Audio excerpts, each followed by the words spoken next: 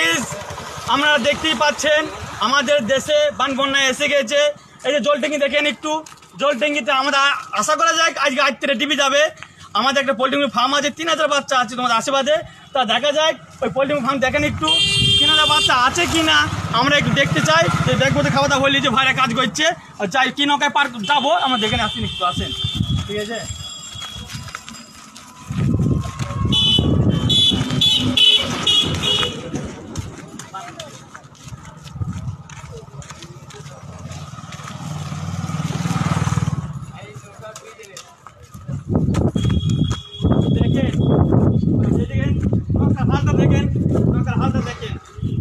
পানি পরে জল পানি জমে আসে দেখে এই নৌকালে আমার পানি মেরে দিয়ে যেতে হবে, ঠিক আছে।